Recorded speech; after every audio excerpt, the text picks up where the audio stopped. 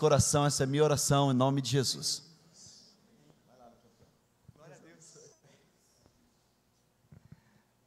Boa noite, igreja, graça e paz. Amém. Você está feliz? Glória a Deus. Bom, primeiro eu vou começar a quebrar o gelo, porque não é fácil. É bom sempre estar em dois, que sozinho eu vou mais rápido, mas junto a gente vai mais longe. Bom, vamos lá. Primeiro eu quero ler com você algo, para você entender o porquê que você está sentado, antes de eu começar a ministrar. Esse versículo aqui, ele chama muita atenção minha, não sei se a partir de agora vai começar a chamar a sua. Mas olha só, está lá em 1 Samuel 16. Não tem nada a ver com a pregação, tá?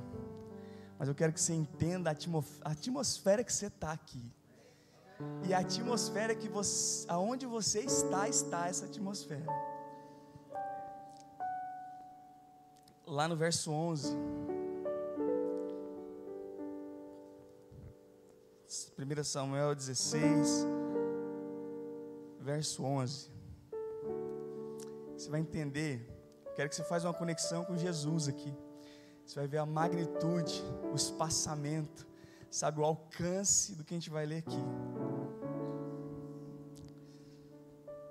Diz assim nessa tradução: disse mais Samuel a Jessé, palavras de Samuel: acabaram-se os jovens? E disse: ainda falta o menor. E eis que esse apacenta as ovelhas. Disse, pois, Samuel a Jessé: manda trazê-lo, porquanto não nos assentaremos ao redor da mesa até que ele venha. Sabe, a expansão disso é Jesus. Você senta na mesa hoje porque Jesus, o seu rei, porque na monarquia só se assenta depois que o rei entra. Então ele está aqui, e é por isso que a gente está sentado. E quando você está lá, ele está lá. E é por isso que você está sentado. É por isso que a dimensão disso é grandiosa e a gente não tem como medi-la. É nisso que você tem que se pautar. Onde você está, a presença está, e lá é a mesa. Amém? Beleza? Vamos lá, né? Acho que deu para quebrar o gelo já. Se eu pegar o copo e estiver tremendo, é nervoso. Vamos ver.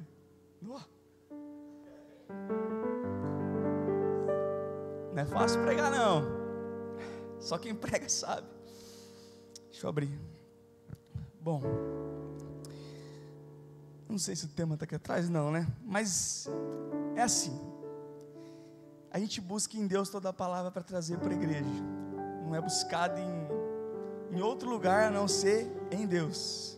A gente lê o texto, tenta absorver o máximo possível. Ele fala comigo primeiro, é o meu ouvido que ouve, e aí eu tento transmitir para vocês da melhor forma possível.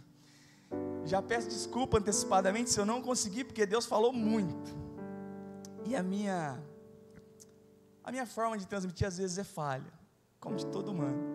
E aí eu acabo deixando algumas coisas. Aí quando eu chego em casa, nossa, podia ter pensado nisso, ter falado isso. Bom, funciona assim.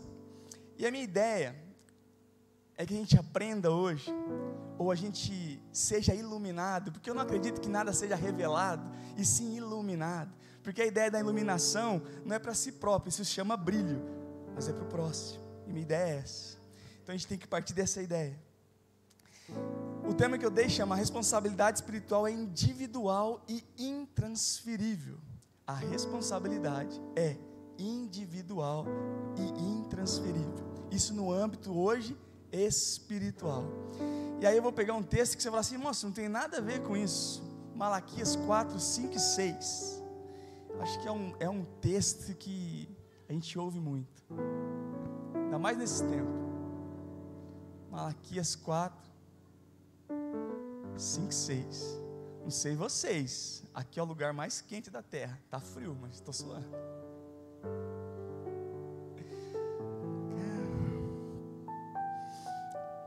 Malaquias, no Velho Testamento, se eu não me engano é o último, né? É o último, 4, 5, 6. A gente vai ler 2 versos, né? É assim, antes de eu ler, eu quero tentar desconstruir algumas coisas, dar nome às outras coisas, para que a gente possa ser responsabilizado e entender aquilo que Deus tem para nós. Amém? Vocês estão felizes? Amém? Então vamos lá. Já está aí, né? Está ali também. Diz assim na minha tradição. Eu vou ler ali. Se vocês quiserem ler aqui para ficar melhor, né? Eis que eu vos envio o profeta Elias, antes que venha o dia grande e terrível do Senhor, e converterá o coração dos pais aos filhos, e o coração dos filhos aos pais, a seus pais. Eu decorei na outra tradução. Para que eu não venha e fira a terra com maldição. Até aí, a gente já orou, né? Mas eu queria começar aqui e dizer para você algo bem importante. A verdadeira maldição familiar é o coração dos pais e dos filhos afastado. Essa é a verdadeira maldição familiar. E aí eu quero começar, porque isso vai causar uma família doentia e disfuncional. O afastamento do pai, do filho do pai, causa isso.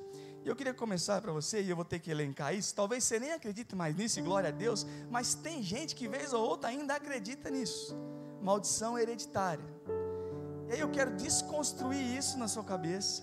Eu quero te apresentar uma forma de você enxergar isso, para que você, num desespero, não venha acreditar nisso. Porque normalmente as pessoas, num momento de desespero, acreditam em heresias, porque elas recorrem às outras coisas, ficam desesperadas e se apegam a heresias. E o medo é a melhor forma de eu te dominar. E falsos profetas fazem isso com frequência. Dominam as pessoas pelo medo. Você está numa religião que te liberta e eles te aprisionam. Vocês estão aqui? Amém? Vamos lá. E o que é maldição hereditária? É algo seguinte: alguém que fez lá atrás recai sobre mim. É isso, é basicamente isso. Bom, aí eu te pergunto, será que você teria que pedir perdão para alguém de um mal que seu pai fez? Porque a maldição hereditária vai dizer isso para você, e é nisso que eles acreditam. Por exemplo, suponhamos que seu pai, mais para trás, seus avós ou bisavós tiveram escravos. Será que você tem que pedir perdão para uma pessoa de cor, porque seus avós cometeram esse pecado da escravidão? Possivelmente não, mas a maldição hereditária te imputa algumas coisas e faz você acreditar nisso. Aí eu vou um pouco mais próximo de você. Talvez você não conheceu os seus pais, ou conheceu, ou seus pais em algum tempo fizeram alguns pactos espíritas, e será que isso cai sobre você? Será que você tem que quebrar essa maldição? Será que você tem que orar para quebrar essa maldição? Será que funciona assim? Será que eu fico aqui escravizado por alguma coisa que meus pais cometeram? Exemplo meu prático, da minha casa. Minha mãe casou 3 vezes, meu pai também casou. Se eu acreditasse na maldição hereditária, eu casaria 3 vezes. Estão aqui? Estão entendendo? Amém? Então é mais ou menos isso. Será que algumas coisas que meus avós fizeram, será que eu pago por esses pecados? Você crê nisso? Se não, glória a Deus. E o que eu quero dizer com isso? Porque assim, se eu acreditasse na maldição hereditária, eu explicaria a minha vida da seguinte forma: a vida que eu vivo hoje pesa porque Deus pesa a mão sobre a minha vida, porque algumas coisas meus pais cometeram. Daqui a pouco eu te apresento um texto bíblico que vai falar assim: nossa, diz isso. E aí, eu quero te apresentar outra coisa, que é a cultura familiar. Se eu estiver indo muito rápido, você me avisa, porque eu estou de olho no tempo. Se eu pensasse como cultura familiar, eu podia explicar o seguinte da minha vida. Eu explico a minha vida hoje, vendo valores herdados dos meus antepassados, e aí eu projeto isso.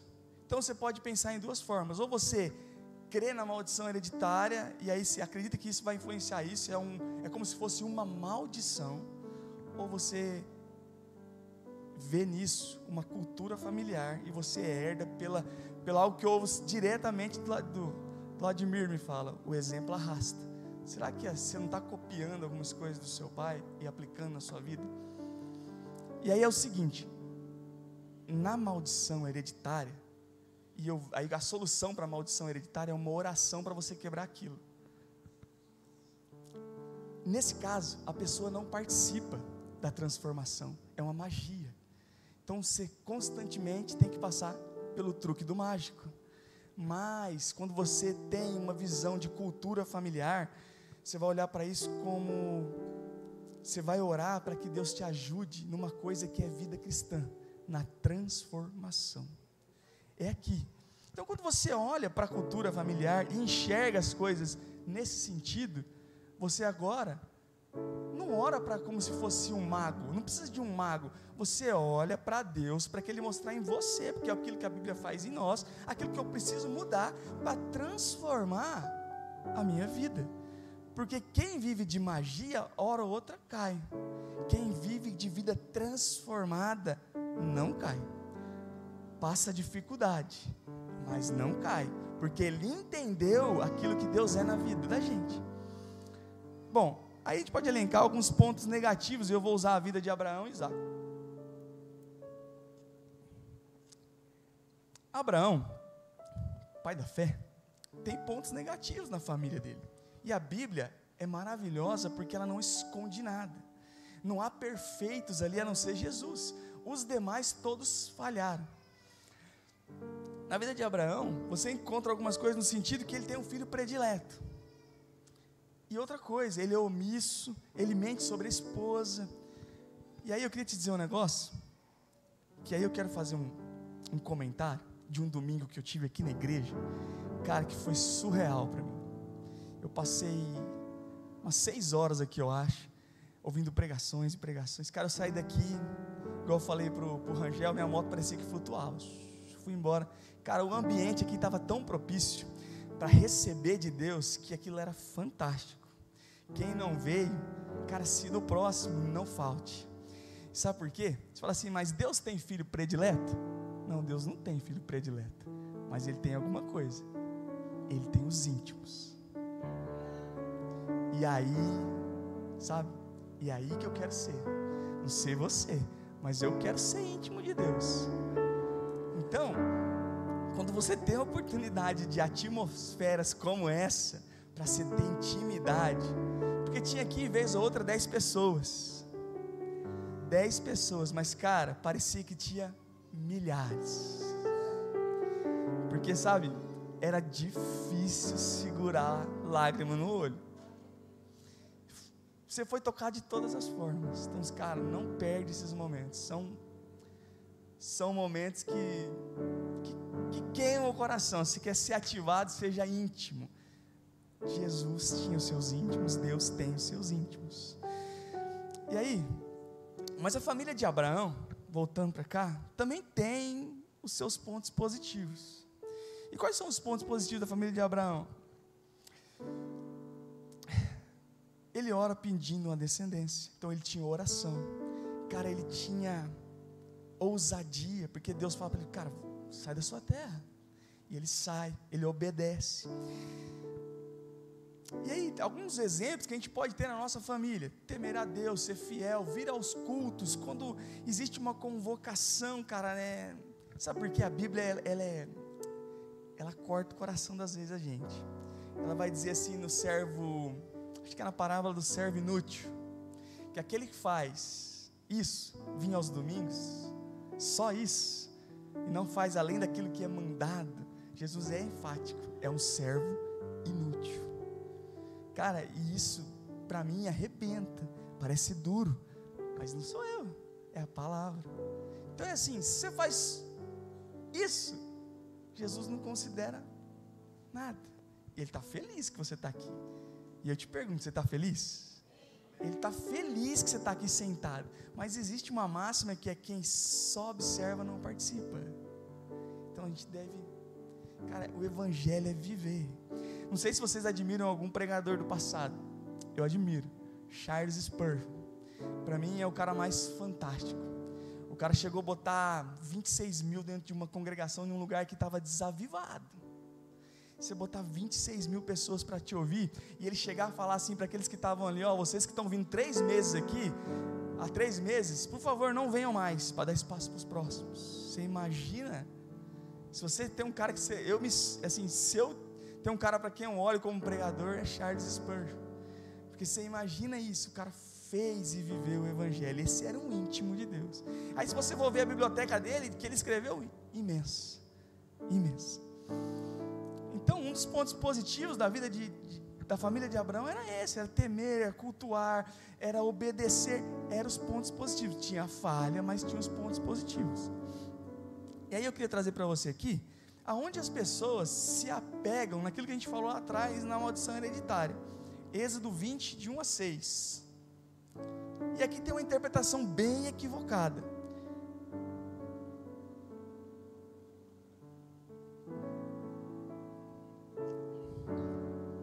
Êxodo, capítulo 20, de 1 a 6. Eu não vou ler tudo, porque hoje a gente está lendo a Bíblia hoje. A gente começou hoje lendo a Bíblia. Glória a Deus, cara, eu sou apaixonado. Gosto muito. Êxodo 20, de 1 a 6. Eu não sei se vou ler tudo para a gente ganhar. Eu vou ler para você entender, né? Porque eu vou falar sobre contexto. E aí, se eu não ler tudo, você fala assim, pô, meu cara só leu o versículo. Deixa eu ver se está igual a mim. Então, Deus falou. É aí, vamos lá. Êxodo 20, de 1 a 6. Hoje é dia de ler a Bíblia, hein? E Deus falou todas essas palavras: eu sou o Senhor, o teu Deus, que te tirou do Egito, da terra da escravidão. Não terá outros deuses além de mim. Não fará para ti nenhum ídolo, nenhuma imagem de qualquer coisa no céu, na terra, ou nas águas debaixo da terra. Aqui é um pouco difícil a gente entender, porque é fora do nosso contexto de vida, né? Ninguém fica fazendo mais ídolo e pendurando por aí. Mas é só para você entender. Nenhuma imagem de qualquer coisa no céu, na terra, ou nas águas debaixo da terra. Não te prostrarás diante deles. É o 5. Não te prostrarás diante deles e nem prestará culto, porque eu, o Senhor, o teu Deus. Aí vem a parte que o pessoal usa para testificar algo, e é natural, quando o cara faz o inverso, ele cria um discurso, vem na Bíblia, pinça, faz uma perícope e quer testificar o que ele falou. Mas não é assim que funciona. A gente expressa aquilo que Deus falou. E aí está assim: sou Deus zeloso, que castiga os filhos pelos pecados de seus pais, até a 3ª e 4ª geração daqueles que me desprezam, vírgula, só um minuto. Então aqui, o cara da maldição hereditária te convence aqui, mas está na Bíblia, está falando que Deus é zeloso, e Ele vai cobrar os filhos da 3ª e a 4ª geração. E aí, aqui existe uma análise equivocada, porque o cara pega só o versículo 5, e joga para a gente, e testifica. E olha só o que diz o 6, por isso que a gente tem que ler todo o texto: mas trato com bondade até 1000 gerações, que amam e obedecem os meus mandamentos. Não tem ponto final, nos desprezam, ali não acaba no 5, ele diz mas, e depois de um mas, ele faz um balanceamento, que é importante. E isso aqui acontece quando os filhos, só acontece isso que ele fala da maldição da 3ª e 4ª, quando os filhos continuam fazendo aquilo que os pais faziam, desprezando Deus. E aí ele faz um contraponto. Mas o que o autor quer falar aqui para nós, nesse de 1 a 6? Ensinar que através do contraste, que o amor de Deus é superior às suas punições. É por isso que a gente está aqui, porque o amor de Deus é superior pelas suas punições. Porque se ele fosse ser só justo, sem misericórdia, que dá o equilíbrio na balança, ninguém estava aqui. É aqui que a gente tem que se... Então, aqui praticamente dá para falar assim, cara, não existe maldição hereditária. E aí eu tenho 2 pressupostos. No Velho Testamento, a religião era comunitária. Qual é o exemplo disso para você entender? Acã peca, toda a comunidade sofreu. E no Novo Testamento, Ananias e Safira pecam, o que acontece? Eles morrem, mas a igreja continua. Então é um pressuposto. Gálatas 3,13 diz assim: Cristo nos redimiu da maldição da lei, quando se tornou maldição em nosso lugar. Pois está escrito: maldito todo aquele que for pendurado no madeiro. Ou seja, Jesus nos liberta de toda a maldição da lei. Em Cristo, então, não existe mais condenação. E eu sei que você está cansado de ouvir isso, mas é sempre bom dizer o óbvio, porque a gente nunca esquece. Porque foi assim lá atrás, tem que ser aqui assim. E o grande e eterno desígnio de Deus para o universal é que envolve tudo esse não existe mais condenação, envolve toda a criação, não só. E aí tem um ponto para nós, os humanos. E qual que seria? E o propósito dessa absorção de todos os pecados é o propósito que nos faz abençoar todas as famílias da terra. E aí, aqui eu te apresento uma aliança que fez lá, por isso que eu citei Abraão, porque Deus fez uma aliança com Abraão, lá em Gênesis 12, 1 e 3, que aí, segundo o apóstolo Paulo, isso vai se cumprir em Cristo Jesus.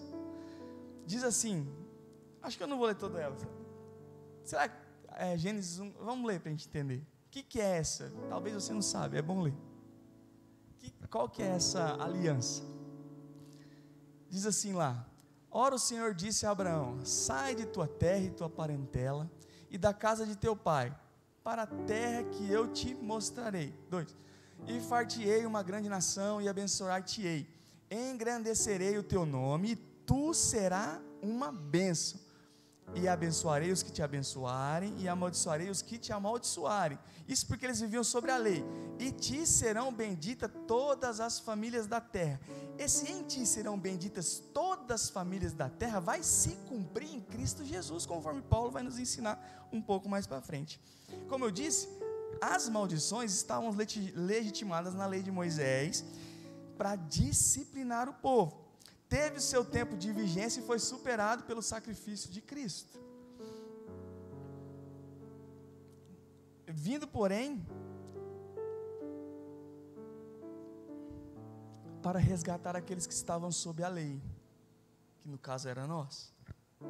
E olha só o que diz em Gálatas 3, do verso 8 ao 14. Eu não vou ler tudo, eu só vou passar um pano agora, para vocês entenderem. Eu marquei algumas coisas. E diz assim lá, pontos importantes para a gente entender o que Paulo quer dizer sobre essa aliança. Todos quantos, pois, são da obra da lei, estão debaixo de maldição. Aí lá embaixo ele diz: Cristo nos resgatou da maldição da lei, fazendo Ele próprio maldição em nosso lugar. A gente já leu, aquele que está no madeiro, para que a bênção de Abraão chegasse aos gentios em Jesus, a fim de que recebesse pela fé o Espírito prometido. Então, o que acontece? Quando você recebe o Espírito prometido, quebra todas as maldições e você é abençoado. Mas que bênção que é essa? Que aliança que é essa? É a aliança que está servida a todos os gentios com a salvação. É essa que você recebe aqui. E o verso 14 deixa claro que estão em Cristo, estão também sobre a bênção prometida, destinada a Abraão, com todas as famílias da terra. Onde habita o Espírito de Deus, repousa a bênção divina, e a maldição está definitivamente removida. Você conhece um versículo muito famoso, que para mim é o quarto evangelho da Bíblia, Romanos 8, 1 e 2. Agora, pois já não há nenhuma condenação a aqueles que estão em Cristo Jesus, porque a lei do Espírito da vida de Cristo te livrou. E o te livrou aqui é um verbo, livrar ou libertar, que ele está num tempo que chama aresto. O que quer dizer esse verbo nesse tempo? Ele quer dizer que aquilo que foi uma ação feita lá atrás, o sacrifício de Cristo, feita no passado, tem a força de atingir todo mundo daqui para o futuro. O sacrifício de Cristo é uma ação feita no passado, que nos lava, nos purifica, paga todas as nossas dívidas, nos sustenta, nos garante a vida eterna, para hoje e sempre. Então Paulo é muito inteligente ao usar o verbo nesse tempo, porque se ele não usa nesse tempo, o entendimento fica travado.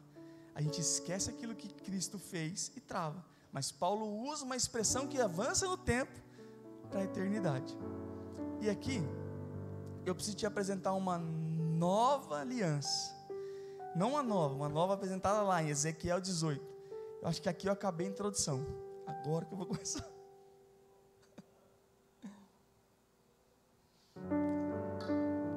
Vai longe, vai não. Eu vou encurtar. Vamos lá. Lá em Ezequiel 18, existe uma nova aliança que explica o tema da mensagem, que é a responsabilidade de cada um com si mesmo e espiritualmente. Deixa eu ver se eu consigo contar fazer uma historinha. Vamos supor que existe ali um extintor pendurado. Todo mundo passa e não vê que ele vai cair. Eu passo, vejo que ele vai cair, não faço nada, passa uma criança e cai na criança. A responsabilidade é de quem? De quem não cuidou ou de eu que vi e não fiz nada? Quando Deus te revela uma coisa, a responsabilidade é sua. É exatamente sua. Se você viu alguma coisa na palavra, ou se você viu um pecado e ficou em silêncio, Deus te revelou. É obrigação sua tentar consertar, ajudar seu irmão. É obrigação minha e sua tratar a igreja. Não é só uma obrigação do seu pastor com aconselhamentos pastorais. Você que é fiel a Cristo, é batizado no Pai, no Filho e no Espírito Santo, tem todo jeito que a Bíblia nos ensina, as formas, para que você possa confrontar os pecados do irmão, porque segundo a Bíblia é um machado que amola o outro. Ninguém pule um diamante com ouro, pule esse diamante com o diamante. É uma máxima. Ninguém dá brilho no diamante se não for com outra coisa igual o diamante. Então, se você é um diamante de Cristo, começa a polir os seus irmãos. E você que vai ser polido, aceite o brilho. Porque, cara, se Ele está cuidando de você, é porque Ele te ama. Porque senão, segundo Spurgeon, muitas pessoas vão para o inferno, mas que eles tenham que pular por cima de nós. Ele diz isso. Então é assim, que eles vão, a gente sabe, a Bíblia é clara, vão para o inferno, mas que eles tenham que passar por cima de mim e de você. Que a gente, se a gente puder buscar eles lá dentro, que a gente busque eles no inferno, mas que a gente busque. E aí, eu estou quase acabando. A aliança em Ezequiel, ela vai dizer que a gente responde por nós mesmos, espiritualmente. Diz assim no verso 2 do capítulo 18. Não sei se está aí, né? Os pais comeram uvas verdes e os dentes dos filhos que se embotaram. Vou trazer para nós. Eu como algo estragado, é meu filho que tem dor de barriga? Não é. Ezequiel vai trazer a aliança da sua responsabilidade. Aí ele diz assim no verso 20, eu vou encurtar tudo, depois você lê em casa. Aquele que pecar é que morrerá. O filho não levará a culpa do pai, nem o pai levará a culpa do filho. O profeta é categórico, a responsabilidade é minha, espiritual. Então, se eu pequei, e eu não peco contra ninguém aqui, eu peco contra Deus. E depois que você entende que você peca contra Deus, pecar fica mais difícil, bem mais difícil. O dia que você entender que Deus está do seu lado todo dia, e todos os seus pecados são primeiramente para eles, e depois eu afeto o próximo, começa a ficar mais difícil pecar. E aí está assim. Aí eu vou avançar no 31 do mesmo livro. E aqui para mim, cara, é surreal. Olha só o que diz o 31 do 18. E aí eu queria 31 do 18. Lançai de vós todas as vossas transgressões. Eu esqueci que tem lá. Com que transgredisse, e criar em vós um coração novo, um espírito novo. E aí ele faz uma pergunta: pois por que razão eu e você há de morrer? Criar em vós um coração novo e um espírito novo. E por que eu e você temos que morrer? 32. Porque, aí são as palavras de Deus, porque não tomo prazer na morte que morre, diz Deus não tem prazer na morte de ninguém. Aí na minha tradução diz assim: vou ler ali, convertai-vos, pois, e vive, ou seja, arrependam-se e vivam. Cara, quer viver? Arrependam-se. O segredo da vida é arrepender de pecados. Esse é o segredo. Eu já parto para a conclusão. Sabe, Deus sempre trata comigo de muitas coisas, de várias. E eu tenho caminhado, igual o pastor falou, quem tem andado comigo sabe mais da minha vida que até eu mesmo, porque normalmente eu gosto de contar da minha vida, das minhas experiências, daquilo que eu tenho passado, daquilo que eu sofri, daquilo aonde eu aprendi, como a minha vida é, como ela não é,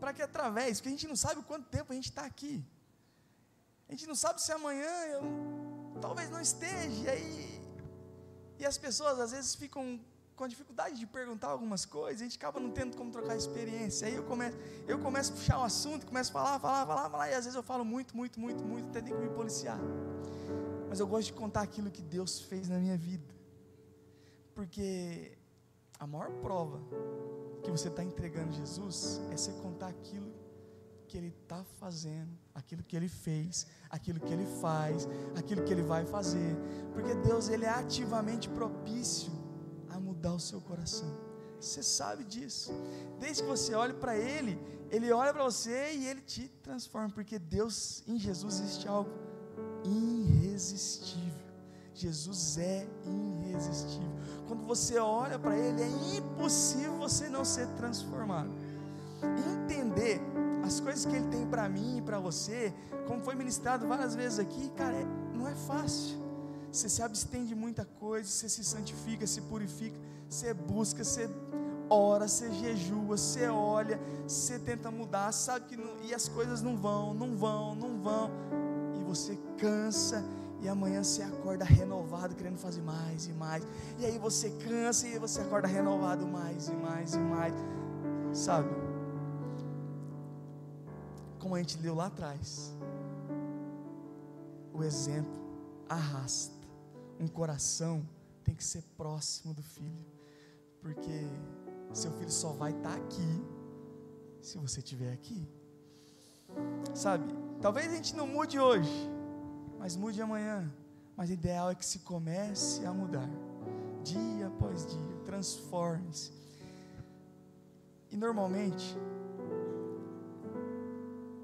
as mudanças são demoradas, eu demorei para mudar, quando você muda, você queria ter mudado antes, eu demorei uns 28 anos da minha vida para começar a caminhar, e a partir daí, Deus fez coisas na minha vida assim, que se eu contasse, eu falei assim, não é possível, a forma que fez, como fez, mas eu vou deixar para outro dia, e normalmente eu acho que eu vou até falar com o Gui depois, eu quero contar meu testemunho para os jovens, porque acho que lá, se você quiser vir encher essa casa para ouvir, cara, eu ia ficar muito engrandecido, porque eu acho que vai atingir mais esse público, e aí, eu não sei se eu posso orar por eles, orar por eles, então vamos ficar de pé, e se o louvor quiser já vir para cá, aí uma pergunta que eu queria fazer para você será que você tem mudado a cultura familiar da sua casa? Porque cara, eu tinha tudo para ter uma cultura na minha casa de destruição, porque eu fui criado sem pai, só com a minha mãe, cara, e Deus foi muito generoso,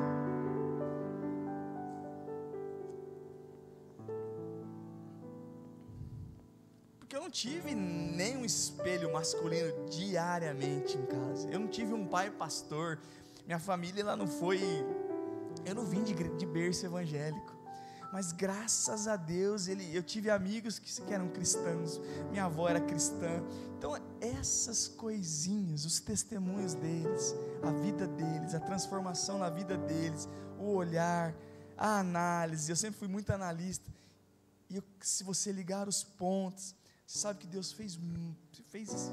É inacreditável. Bom, eu tenho certeza, né, que você que é pai, quer ouvir lá na frente: pai, eu quero ser igual a você. Você não quer que o seu filho fale assim: eu quero ser igual a família de tal, eu quero ser o pai da família tal, a mãe da família tal. Você quer ouvir, você: pai, eu quero ser um pai que cuida da esposa como você cuida, eu quero ter um filho como você foi comigo.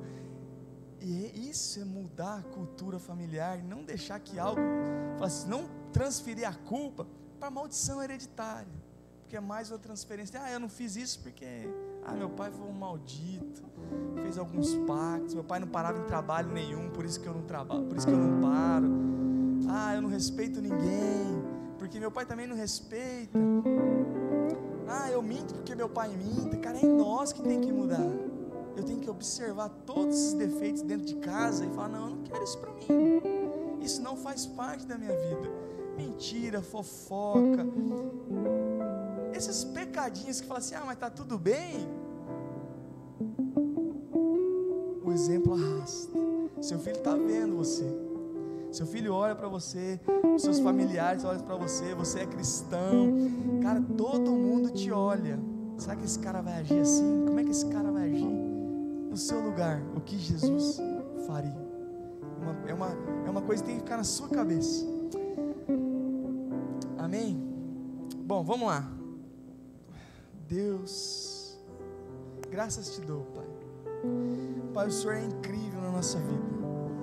Pai, o Senhor tem transformado o meu coração, tem transformado o coração de cada um aqui, Pai. Tem guiado, tem mostrado o caminho, Pai. Pai, espero, Pai, que sua palavra frutifique no coração deles, Pai, que o Senhor possa, Pai, cada vez mais, Pai, que eles possam se apoiar a Ti, Jesus, que eles possam encontrar em Ti, Pai, todo sustento, Pai, que o Senhor transforme a vida de cada um, Pai, da forma que transformou a minha, Pai, que em nome de Jesus, Pai, o Senhor possa guiá-los, Pai. O Senhor é um Deus soberano, Pai, é o Senhor que coordena todas as coisas, cuida e guarda, Pai. Pai, estar em Ti, Pai, é mais do que, é melhor do que estar em qualquer lugar, Pai. O Senhor é um Deus grandioso. Estamos aqui mais uma vez, Pai, para buscar a Ti, Te louvar e Te adorar, Pai. Pai, que em nome de Jesus, Pai, o Senhor possa fazer mais e mais por eles, Pai. O Senhor é um Deus, Pai. Amém, Jesus.